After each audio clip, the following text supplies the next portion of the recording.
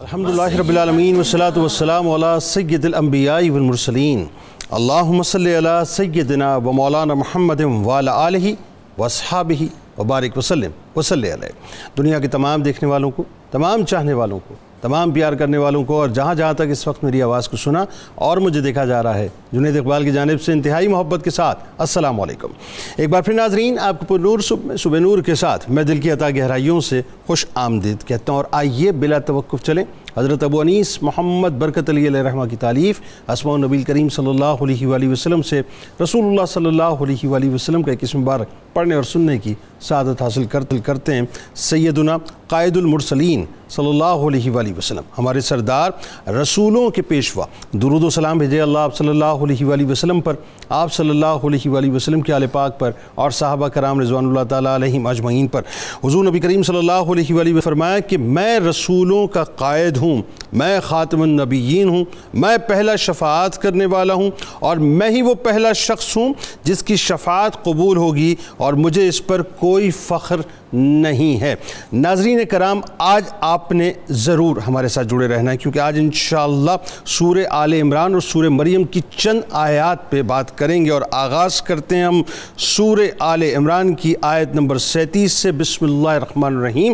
سو اس کے رب نے اس مریم کو اچھی قبولیت کے ساتھ قبول فرما لیا اور اسے اچھی پرورش کے ساتھ پروان چڑھایا، اور اس کی نگہبانی زکریہ علیہ السلام کے سپرد کر دی۔ جب بھی زکریہ علیہ السلام اس کے پاس عبادت گاہ میں داخل ہوتے تو وہ اس کے پاس نئی سے نئی کھانے کی چیزیں موجود پاتے۔ انہوں نے پوچھا، اے مریم، یہ چیزیں تمہارے لیے کہاں سے آتی ہیں؟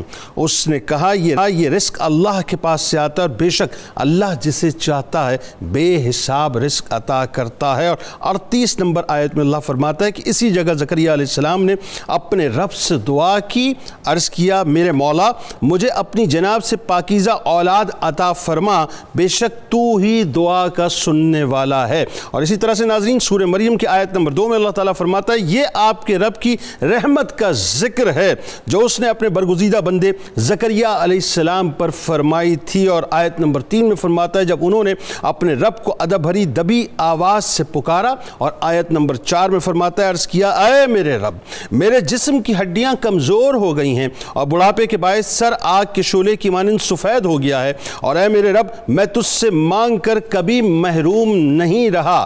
آیت نمبر 5 میں اللہ فرماتا ہے، اور میں اپنے رخصت ہو جانے کے بعد بے دین رشتہ داروں سے ڈرتا ہوں کہ وہ دین کی نعمت ضائع نہ کر بیٹھیں، اور میری بیوی بھی بانجھ ہے، سو تو مجھے اپنی خاص بارگاہ سے ایک وارث فرزند عطا فرما۔ آیت نمبر 6 میں، جو آسمانی نعمت میں میرا بھی وارث بنے اور یعقوب علیہ السلام کی اولاد کے سلسلہ نبوت کا بھی وارث ہو، اور اے میرے رب تو بھی اسے اپنی رضا کا حامل بنا لے۔ آیت نمبر 7 میں کچھ انداز سے ارشاد ہوتا ہے کہ ارشاد ہوا، اے زکریہ علیہ السلام، بے شک ہم تمہیں ایک لڑکے کی خوشخبری سناتے ہیں جس کا نام یحییٰ علیہ السلام ہوگا، ہم نے اس سے پہلے اس کا کوئی ہم نام نہیں بنایا۔ آیت نمبر 8 میں یوں کلام ہوتا ہے کہ زکریہ علیہ السلام نے عرض کیا، اے میرے رب، میرے ہاں لڑکا کیسے ہو سکتا ہے، در حالانکہ میری بیوی بانجھ ہے اور میں خود بڑھاپے کے باعث انتہائی ذوف میں سوکھ جانے کی حالت کو پہنچ چکا ہوں۔ اور آیت نمبر 9 میں یوں خطاب ہوتا ہے، فرمایا، تعجب نہ کرو، ایسے ہی ہوگا، تمہارے رب نے فرمایا ہے یہ لڑکا پیدا کرنا مجھ پر آسان ہے، اور بے شک میں اس سے پہلے تمہیں بھی پیدا کر چکا ہوں، اس حالت سے کہ تم سرے سے کوئی چیز نہ تھے۔ اور آیت نمبر 10 میں یوں کلام ہے کہ زکریہ علیہ السلام نے عرض کیا کہ آئے میرے رب، میرے لیے کوئی نشانی مقرر فرما۔ ارشاد ہوا، تمہاری نشانی یہ ہے کہ تم بالکل تندرست ہوتے ہوئے بھی 3 رات دن لوگوں سے کلام نہ کر سکو گے۔ اور آیت نمبر 11 میں ارشاد ہوتا ہے، پھر زکریہ علیہ السلام حجرہ عبادت سے نکل کر اپنے لوگوں کے پاس آئے تو ان کی طرف اشارہ کیا اور سمجھایا کہ تم صبح و شام اللہ کی تسبیح کیا کرو۔ ناظرین کرام، ظاہر ہے اس کی جو تفسیری نکات ہیں اس پر تو علماء کرام گفتگو کریں گے، میں 4 بنیادی باتیں آپ کے سامنے رکھ دیتا ہوں، اس کو ذرا سمجھنے کی کوشش کیجئے۔ پہلی بات یہ ذہن میں رکھیے ہمیشہ، اور یہ بات آپ کے عقیدے کی بنیادوں کے اندر ہونی چاہیے، کہ اللہ تبارک و تعالیٰ ہی مسبب الاسباب ہے، یعنی جتنے بھی اسباب ہیں اس کا بنانے والا، اس کا پیدا کرنے والا کون ہے؟ صرف اور صرف میرا آپ کا پالنہار، آپ کا میرا خالق ہے۔ وہ عدم سے وجود دینے پر مکمل طور پہ قادر ہے، اور اللہ کے لیے کچھ ناممکن نہیں ہے، کچھ بھی ناممکن نہیں ہے۔ دوسری بات جو بڑی اہم ہے وہ ذہن میں رکھیے کہ اللہ کی رحمت سے کبھی بھی مایوس نہیں ہونا چاہیے، یعنی اس کی رحمت جو ہے وہ اس حد تک چھائی ہوئی ہے جس کا ہم تصور بھی نہیں کر سکتے۔ تیسری بنیادی بات یہ ہے کہ اللہ سے دعا مانگتے رہنا چاہیے، کبھی بھی دعا میں بخل نہیں کرنا چاہیے یا اس میں کسی قسم کا گیپ نہیں آنا چاہیے، اور انتہائی تیقن کے ساتھ مانگنا چاہیے۔ اور چوتھی بات یہ ہے کہ جب یہ تمام باتیں ہو جاتی ہیں تو نتیجہ یہ نکلتا ہے کہ اللہ تبارک و تعالیٰ کسی بھی وقت دعا کو قبولیت کے پر لگا دیا کرتا ہے اور پھر رحمت کا میਂہ برسنا شروع ہو جاتا ہے۔ سورہ آل عمران کی آیت نمبر 37 میں حضرت مریم سلام اللہ علیہ کی جو خاص طور پہ تربیت، ان کی پرورش، ان کی نگہبانی کی ذمہ داری حضرت زکریا علیہ السلام کے سپرد ہونے کا ایک پورا پس منظر ہے، اور خاص طور پہ وہ جو ایک کرامت کا ظہور آپ کے توسط سے ہوتا ہے، آغاز فرمائیے۔ بسم اللہ الرحمن الرحیم۔ آج حضرت سیدنا زکریا علیہ السلام آپ کے حوالے سے ہم گفتگو کرنے کا شرف حاصل کر رہے ہیں۔ حضرت سیدنا زکریا علیہ السلام کی ذات والا تبار اللہ تعالیٰ نے قرآن مجید فرقان حمید میں مختلف صورتوں میں آپ کا تذکرہ فرمایا ہے، کہیں اجمالاً اور کہیں تفصیلاً۔ تو ہم دیکھتے ہیں کہ قرآن مجید میں آپ کے نام کے ساتھ اللہ تعالیٰ نے 7 مرتبہ ذکر فرمایا ہے، اور مختلف صورتوں میں سورہ انعام شریف، سورہ آل عمران شریف، سورہ مریم شریف اور سورہ انبیاء وغیرہ، ان میں اللہ تعالیٰ نے آپ کا تذکرہ فرمایا ہے۔ ٹھیک، جہاں تک ان کے ہم دیکھتے ہیں کفالت کے حوالے سے گفتگو کا تعلق ہے، تو بنیادی طور پر آپ حضرت سیدنا سلیمان بن داؤد علیہ السلام کی اولاد پاک میں سے تھے، اور تقریباً 15ویں پشت میں جا کر آپ کا سلسلہ نسب حضرت سیدنا سلیمان علیہ السلام تک پہنچ جاتا ہے۔ اچھا ٹھیک، اور اسی حوالے سے آپ کے جو حالات زندگی ہیں، جب شادی ہو جائے تو شادی کے بعد انسان یقیناً سب سے زیادہ جس بات کا متمنی ہوتا ہے وہ اولاد کا ہوتا ہے۔ تو ظاہر ہے کہ بشری تقاضے کے مطابق حضرت سیدنا زکریا علیہ السلام اور آپ کی زوجہ محترمہ کی یہ تمنا اور خواہش تھی، اور خواہش اسی لیے تھی کہ نیک صالح اولاد کا طلب کرنا اس سے پہلے بھی انبیاء کرام علیہ السلام کا طریقہ رہا ہے، جو کہ حضرت سیدنا ابراہیم خلیل اللہ علیہ السلام نے بھی اپنی نیک صالح اولاد اور خصوصاً بیٹوں کے لیے دعائیں فرمائیں۔ ٹھیک، اور یہ قرآن مجید نے بھی ارشاد فرما دیا، المال والبنون زینت الحیات الدنیا، رزق حلال اور نیک اولاد یہ اللہ تعالیٰ نے دنیا کی زینت بنا دی۔ تو حضرت زکریا علیہ السلام اسی پس منظر میں اللہ تعالیٰ کے حضور التجائیں کرتے تھے۔ تو حضرت زکریا علیہ السلام کی دعا کی قبولیت تو عند اللہ ہو گئی، بس دعا کی قبولیت کا اظہار ایک خاص موقع تک کے لیے روک کے رکھا ہے۔ ٹھیک، آپ کی زوجہ محترمہ جن کا نام حضرت سیدنا عیشا رضی اللہ تعالیٰ عنہا تھا، اور آپ جو ہے وہ حضرت سیدہ مریم سلام اللہ تعالی علیہ کے ساتھ، بلکہ حضرت مریم کی اپنی ولادت بھی یہاں پر دیکھتے ہیں تو بڑی خوبصورت ہے کہ جب حضرت مریم کی والدہ محترمہ حضرت فاقوز یا فاقوزہ، جن کا حضرت حنہ بنت فاقوزہ ان کا نام تھا، یعنی حنہ حضرت مریم کی والدہ اور نانی فاقوز یا بعض فاقوزہ بولتے ہیں، تو انہوں نے جب دیکھا کہ ایک چڑیا جو ہے یا ایک کوئی اور پرندہ اپنے بچے کے ساتھ جو ہے وہ چہچہا رہا ہے اور اس کو بڑے پیار محبت سے غذا اس کے منہ میں ڈال رہا ہے، تو بشری تقاضے کے مطابق آپ کے دل میں بھی یہ تمنا ہوئی کہ کاش میری بھی کوئی اولاد ہوتی اور میں بھی اسی طرح لاڈ پیار کرتی۔ تو پھر انہوں نے اسی وقت اللہ تعالیٰ کے حضور التجا کی، یہ 2-3 چیزیں اکٹھے ہوگی، ادھر حضرت مریم کی ولادت بھی اولاد کے حصول کی دعا، اور ادھر حضرت سیدنا یحییٰ علیہ السلام کے ولادت کے لیے بھی اولاد کے حصول کی دعا، اور تیسری چیز حضرت عیسیٰ کی ولادت کا تو تصور بھی محال تھا، لیکن یہ تینوں چیزیں اللہ نے جمع کر دی کہ جو ممکنات میں سے ہو اللہ وہ بھی عطا کر سکتا ہے، اور جو ناممکنات میں سے ہو اللہ تعالیٰ وہ بھی عطا فرمائے، اور تینوں باتیں ناممکنات میں سے، تینوں بات۔ اب جس وقت یہ ناممکن اس لیے ہے کہ میڈیکلی حضرت سیدنا زکریا علیہ السلام نے جب یہ دعا کی اولاد کی تو اس وقت آپ کی ظاہری عمر مبارک 120 سال ہو چکی، تو اس لیے یہ اس عمر میں جا کر بھی یہ ناممکنات میں بات آ جاتی ہے۔ تو حضرت زکریا علیہ السلام کا جو آپ نے ترجمہ پیش فرمایا آیات بینات کا حصول برکت کے لیے، وہ آیہ کریمہ تلاوت کرنے کا شرف حاصل کرتے ہیں۔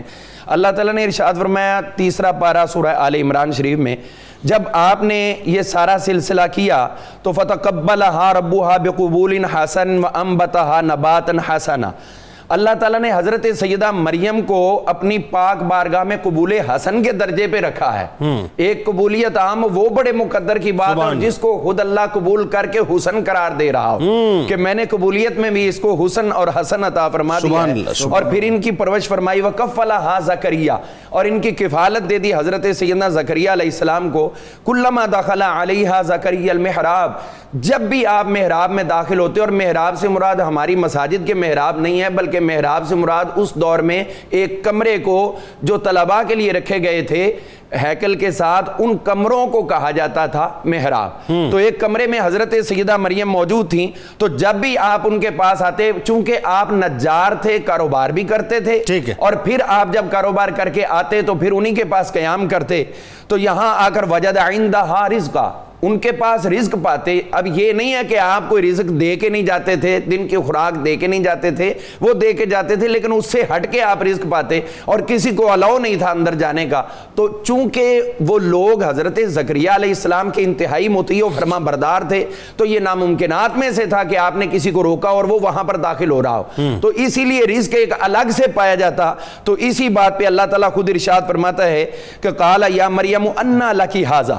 یہاں پر جب انہوں نے کہا کہ اے مریم یہ تیرے پاس کہاں سے آ گیا, قالت ہوا من عند اللہ. یہ ایک تربیت کا بھی حصہ ہے کہ حضرت مریم کی اس ابتدائی عمر میں بھی ان کو یہ تربیت تھی کہ ہمارا پروردگار اور دینے والا کوئی اور نہیں ہے بلکہ خود رب کائنات کی ذات. اسی لیے انہوں نے کہا ہوا من عند اللہ, وہ اللہ تعالیٰ کی طرف سے ہے. ان اللہ یرزق من یشاء بغیر حساب. یہ تو میں ایک ہوں, مجھے ایک کو دیا, اللہ تعالیٰ تو جس کو بھی دیتا ہے بے حساب رزق عطا فرماتا ہے. تو حضرت سیدنا زکریا علیہ السلام کا یہ پورا پروسیجر ہمیں اس بات کی طرف لے کے جاتا ہے کہ سب سے پہلے اس سے سبق مل رہا ہے ہمارے لوگوں کو کہ اگر آپ کی دعا کی قبولیت جلد از جلد نہیں ہو رہی تو اسی پہ باولے نہ ہو جائیں, اللہ سے مایوس نہ ہو جائیں, کوئی اول فول جملے منہ سے نہ نکالنے شروع کریں, بلکہ وقت کا انتظار کریں. جب آپ کے اوپر وہ وقت آئے گا تو اللہ تعالیٰ آپ کی دعاؤں کی قبولیت کا اظہار فرمائے. سبحان. آیت نمبر 37 پہ علامہ صاحب نے گفتگو فرمائی. آیت نمبر 38 سورہ آل عمران, جس میں حضرت زکریا علیہ السلام, حضرت مریم سلام اللہ علیہ کی ظاہر مطلب جب عبادت گاہ کی جانب جاتے ہیں تو وہاں پر اس جگہ کھڑے ہو کے اللہ تبارک و تعالیٰ کے حضور جو ہے دعا فرماتے ہیں. پہلے تو یہ اس دعا کی حکمت کیا, اس پہ ذرا گفتگو کریں. پھر ایک بات جو بہت ہی عامیانہ سا سوال ہے کہ آپ علیہ السلام بنیادی طور پر نبی ہیں, حضرت مریم سلام اللہ علیہ نبی نہیں ہیں, ولیہ ہیں, لیکن ایک ولیہ کی جگہ جو عبادت کی جگہ ہے وہاں نبی کا کھڑے ہو کے دعا کرنا, یہ کیا معاملہ ہے, ذرا اس پہ بھی گفتگو کی. بسم اللہ والصلاة والسلام علیکہ یا سیدی یا رسول اللہ. جنید بھائی, آیت نمبر 38 میں اللہ تعالیٰ ارشاد فرما رہا ہے ہنالک دعا زکریا ربہ. اسی جگہ حضرت زکریا علیہ السلام نے اپنے رب سے دعا کی. سبحان. اسی جگہ سے مراد ہے جس جگہ مریم سلام اللہ علیہ کو اللہ تعالیٰ نے بے موسم پھل عطا فرمائے. اللہ. تو اللہ تعالیٰ سے دعا کرتے ہوئے یہ بات ارشاد فرمائی رب حب لی من لدنک ذریۃ طیبہ. یا اللہ مجھے پاکیزہ اولاد عطا فرما. اللہ. انک سمیع الدعاء, تو دعاؤں کا سننے والا. پہلی بات تو یہ کہ اللہ تعالیٰ جل جلالہ سے بندوں کا تعلق اس کے اندر بیان کیا گیا ہے. ٹھیک ہے کہ جب دعا مانگنی ہے تو اللہ تعالیٰ سے مانگنی. بے شک. اس آیت مبارکہ میں دو چیزیں ہیں. نمبر ایک اوقات دعا اور مقامات قبولیت. کن اوقات میں آپ دعا کریں گے تو دعا دوسروں کی بنسبت جلدی قبول ہوگی, ٹھیک, اور کن جگہوں پہ دعا کریں گے تو وہ جگہ مستجاب ہیں, اللہ دعائیں قبول فرمائے گا. یعنی اس کا مطلب کہ جگہوں کی بھی امپورٹنس ہے. جی بہت امپورٹنس. جب طواف خانہ کعبہ کرتے ہیں تو ایک رکن سے لے کے دوسرے رکن تک رسول اللہ صلی اللہ علیہ وسلم نے فرمایا اس مقام کو مقام مستجاب کہتے ہیں. یہاں پہ 70,000 فرشتے صرف 24 گھنٹے اس لیے کھڑے ہوتے ہیں کہ جب لوگ دعائیں کریں تو وہ آمین کہتے ہیں. رکن یمانی سے رکن اسود کے درمیان کی جو مطلب یہ ہے. ٹھیک. سب سے پہلے ہے اوقات دعا. حدیث میں بڑی ترتیب کے ساتھ نبی صلی اللہ علیہ وسلم نے امت کی سہولت کے لیے کہ ایک بندے کو اگر پتہ ہی نہیں ہے کہ میں کس وقت دعا مانگوں گا تو دعا قبول ہوگی, تو اسلام نے اس کی سہولت پیدا کر کہا جب اذان ہو رہی ہو تو دعا مانگو. اچھا ٹھیک ہے, یہ قبولیت کی گھڑی. اوکے. اذان اور اقامت کے درمیان میں دعا مانگو. پھر فرمایا جمعہ کے دن دعا مانگو. ٹھیک. پھر فرمایا جب امام خطبہ کے لیے ممبر پہ بیٹھ جائے اس وقت دعا مانگو. اچھا. پھر فرمایا کہ جب 2 خطبوں کے درمیان بیٹھ جائے اس وقت دعا مانگو. اور پھر قبولیت کی انتہائی اہم ترین گھڑی فرمایا جب دن جا رہا ہو، رات آ رہی ہو، سورج غروب ہونے کے قریب ہو اور لوگ عبادت کے لیے مسجدوں میں پہنچ چکے ہوں، عصر کی نماز کے بعد مغرب کی نماز سے پہلے اہتمامی کیفیت ہے. فرمایا یہاں دعا مانگو تو اللہ دعا قبول فرماتا. اہل نظر کہتے ہیں کہ عصر سے مغرب کے درمیان میں ہی وہ کوئی ایک گھڑی ہے جس کا ذکر جمعے کے حوالے سے ہوا ہے کہ وہ دعاؤں کی قبولیت کی دعاؤں کی قبولیت. اور اس میں جو لفظ ہے نا وہ بڑے قابل غور ہے کہ جب تم عبادت میں مصروف ہو اور نماز مغرب کا وقت قریب ہو. یہ سورج کے غروب ہونے کا وقت ہے کہ جب بندہ مسجد میں بیٹھ کے ذکر و اذکار کر رہا ہے نا اور تیار ہے ابھی مغرب کی اذان ہوگی تو میں عبادت میں مصروف ہو جاؤں گا، تو اس وقت میں اللہ تعالیٰ دعائیں قبول فرماتا ہے. یعنی یہ بات اب جگہ کی بھی ہو گئی اور وقت کی بھی ہو گئی. جی. پھر حضرت سیدنا زکریا علیہ السلام نے دوسری بات اس میں آئی کہ دعا فرمائی کہ ربی حبلی من لدنک ذریۃ طیبہ. قرآن مجید کہہ رہا انما اموالکم و اولادکم فتنہ.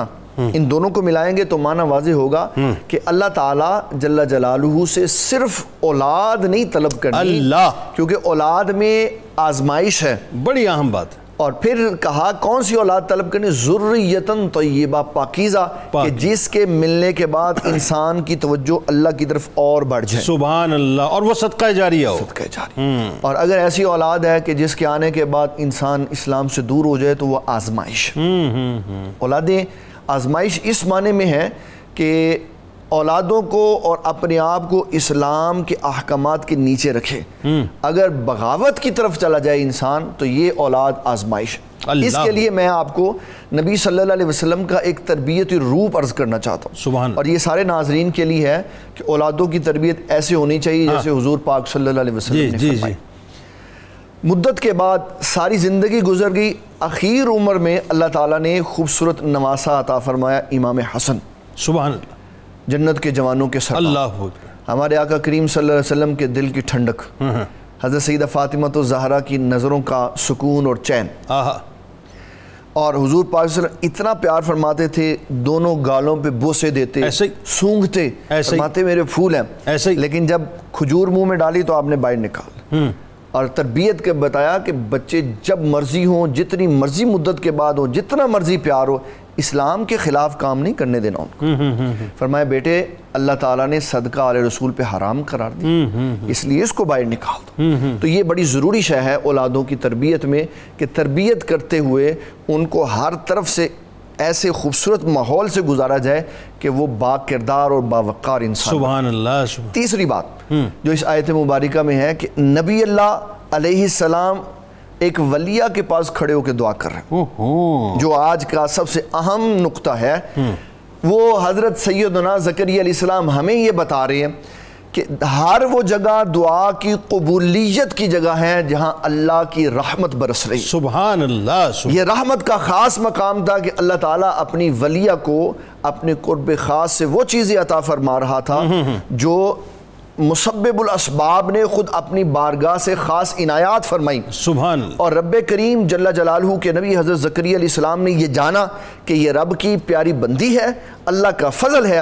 اللہ کی یہاں رحمت برس رہی ہے. تو آپ نے وہاں کھڑے ہو کر دعا کر کے پوری کائنات کے لوگوں کو یہ سبق دیا کہ جہاں رحمتیں برستی ہیں وہاں دعائیں قبول ہوتی ہیں. یعنی اس کا مطلب ہم یوں کہیں کہ یہ کمپیریزن نبی اور ولی کا نہیں ہے، یہ بنیادی طور پر ریفرنس اس جگہ کا ہے جس جگہ پر اللہ کی رحمت برس رہی. اور رحمت کے برسنے کے لیے علماء نے جن جگہوں کی بات بیان کی وہاں یہ ذکر کیا کہ جہاں اولیاء اللہ بیٹھ جائیں، یہاں ان کی مرقد ہو یا ان کے مزار ہوں یا ان کی قبریں ہوں، وہاں رحمت برستی. اس میں ایک فکرہ میں عرض کر کے بات کمپلیٹ کر دوں گا. اللہ تعالیٰ نے جو فرمایا نا کہ الذی بارکنا حولہ، سورہ بنی اسرائیل کی پہلی، اس میں بھی بارکنا حولہ سے مراد اس کے ارد گرد جو برکتیں ہیں وہ انبیاء کی قبور ہیں، اور اس کا بنیادی مرکز حضرت سیدنا ابراہیم خلیل اللہ علیہ السلام کی قبر مبارک. سبحان اللہ. اور ظاہر ہے انہی کے توسط سے پھر جتنے پھل اور جتنے بھی مطلب وہاں پہ اللہ کی نعمتیں ساری نظر آتی. اچھا اب آئیے ذرا تھوڑا سا بات کو آگے بڑھاتے ہیں. سورہ آل عمران کی 37ویں اور 38ویں آیت پہ تو بات ہو گئی. اب سورہ مریم پہ ہم چلتے ہیں، اور آیت نمبر 2 میں جو ایک خاص پس منظر بیان ہوا، ذرا اس کے بارے میں پہلے بتلائیے. اور حضرت زکریا علیہ السلام کے خاص شرف کا ذکر یہاں پہ ہوتا ہے، اس پہ بھی ذرا گفتگو. جی ہم دیکھتے ہیں یہاں پر کہ ایک تو ہمارے عامت الناس کے اندر جو کچھ واعظین ایک غلط تصور قائم کرتے ہیں، اور آپ نے چند جملوں میں بہت اچھا اس کو واضح کیا ہے، جزاک اللہ. اور ضرورت اس بات کی ہے کہ انہی چیزوں کو حقائق کی روشنی میں پیش کیا جائے کہ وہ بات کرتے ہوئے یہاں تک لے جاتے کہ نبی بھی ولی کے پاس آ کے مانگتا. یہ جملے جو ہے وہ انتہائی نازیبا ہیں اور ان کی اسلام اجازت نہیں دیتا. اور اسی لیے میں نے کیٹیگوریکل وضاحت کروائی ان سے. ہاں جی، تو اسی ضمن میں ہمیں یہ بات ذہن میں رکھنی چاہیے کہ ایک نبی نے، یا یوں سمجھ لیں کہ خود اللہ نے ایک نبی کی برکت سے ایک ولیہ کو بھی عزت بخشی ہے. سر بات یہ ہے کہ دنیا کے سارے ولی مل جائیں تو کسی صحابی کی قدموں کی دھول نہیں ہو سکتے، خدا اس کے کہ ہم نبی کی بات کریں. جنید بھائی یہاں میں ایک بات ضرور عرض کرنا چاہوں گا، یہ جو آپ نے بات کی نا ابھی، اس کو لوگ مس یوز بھی کر لیتے ہیں. تو یہ مس یوز نہیں ہے، یہ صحابی کی عظمت ہے، نہ کہ اللہ تعالیٰ کے اولیاء کو ڈیگریڈ. یقیناً اس میں کوئی دوسری رائے کے بعد سوشل میڈیا پہ اس کو مس یوز کر رہے ہیں کہ اگر آپ کہتے ہیں کہ وہ سارے ولی مل کر دھول نہیں ہو سکتے، اگر میں کوئی بات کہہ دیتا تو کون سی بے ادبی ہو جائے. نا استغفر اللہ. میں سمجھ گیا آپ کے لیے، میں سمجھ گیا آپ کا اشارہ. جی جی میں آپ کا اشارہ سمجھ گیا. تو ظاہر ہے اللہ تعالیٰ عقل سلیم عطا کرے. جی. اور جہاں تک یہ آپ نے سوالات کی ترتیب بھی بڑی خوبصورت رکھی ہے کہ وہ بات ہو گئی کہ حضرت زکریا علیہ السلام نے وہاں کھڑے ہو کے دعا کی، تو اب زکریا علیہ السلام کا اپنا سٹیٹس کیا ہے؟ جی ایگزیکٹلی وہ یہاں پر اللہ تعالیٰ نے واضح کر دی. بتائیے. اور وہ یہ ہے کاف ہا یا عین صاد ذکر رحمت ربک عبدہ زکریا. اے پیارے محبوب کریم علیہ السلام، یہ تیرے رب کی اس رحمت کا بیان ہے جو اس نے اپنے بندے حضرت زکریا علیہ السلام پر کی. اللہ اکبر. اور یہاں پر یہ ذہن میں لانا چاہیے جو ابھی علامہ صاحب جو بات آئی اس کا جواب آ گیا کہ وہ آپ معراج کی بات کر رہے ہیں نا، جو آیہ کریمہ بارکنا حولہ، تو اس سے پیچھے آئے تو یہ لفظ آتے سبحان الذی اسریٰ بعبدہ.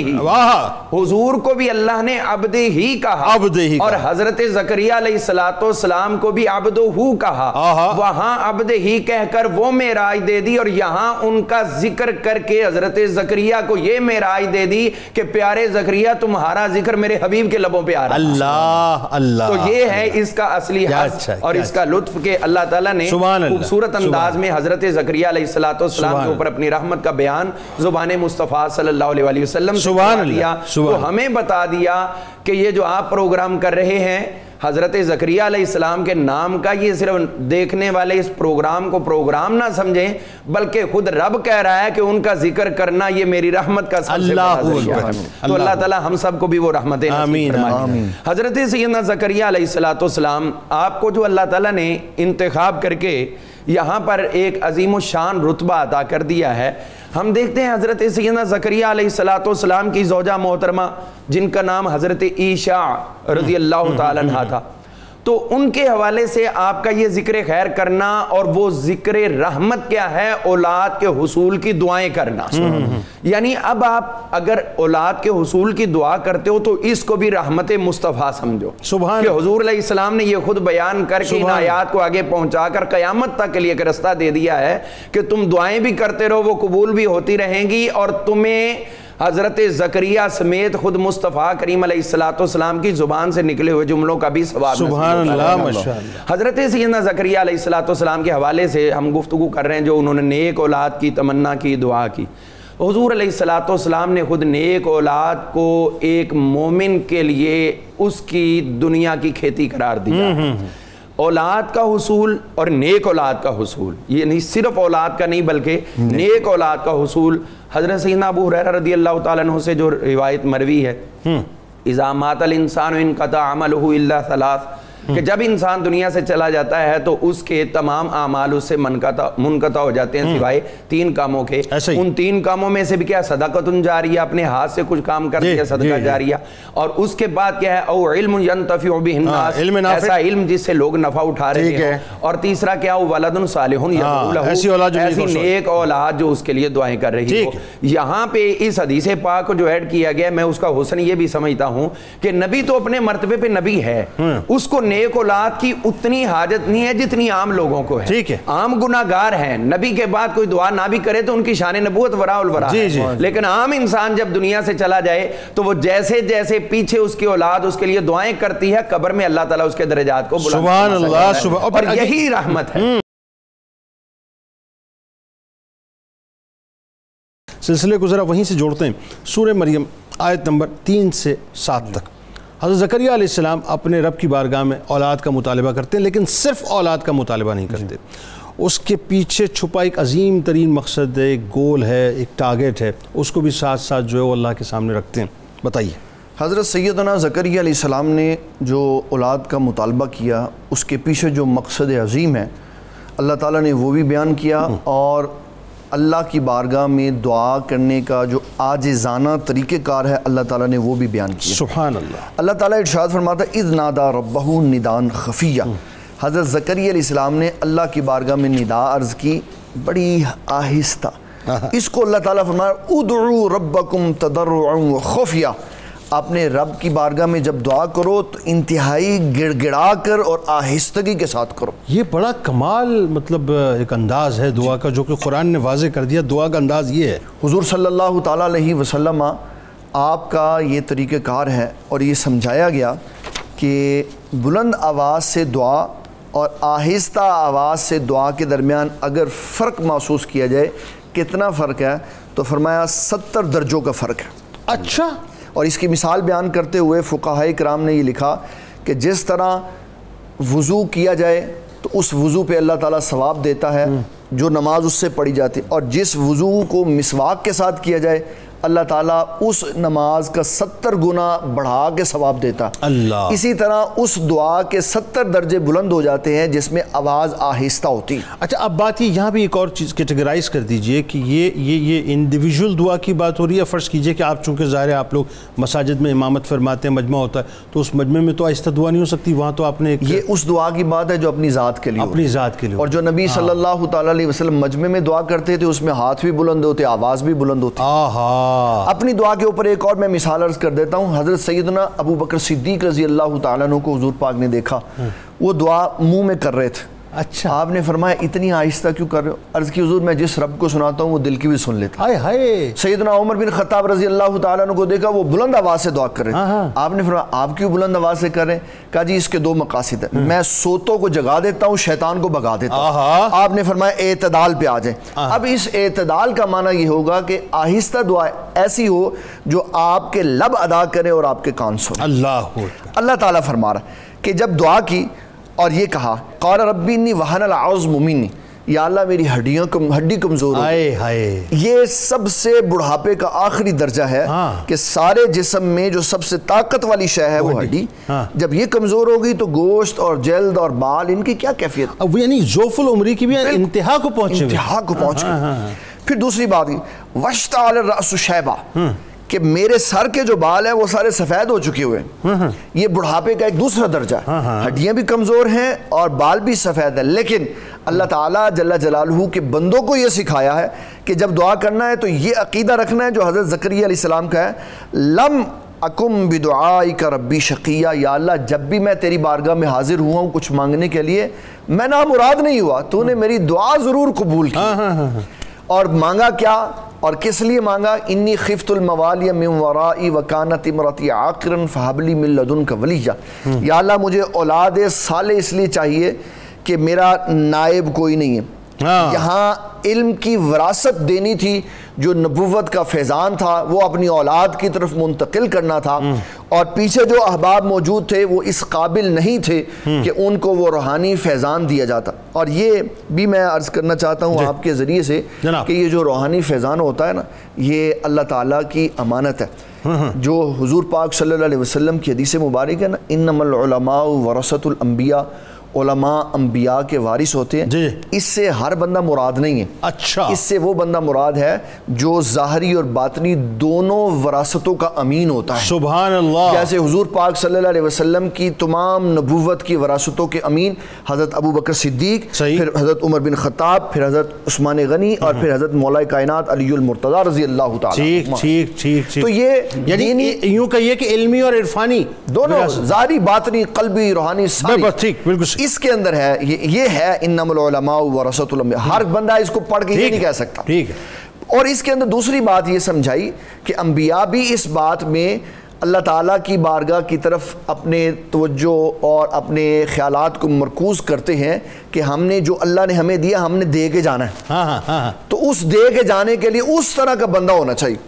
ایک حدیث شریف میں مشکات کی عرض کرنا چاہتا ہوں تاکہ لوگوں کو پتہ چل جائے کہ بندے کی کیلیبر، اس کا کیلیبر کیا ہونا چاہیے، اس کا معیار کیا ہونا چاہیے.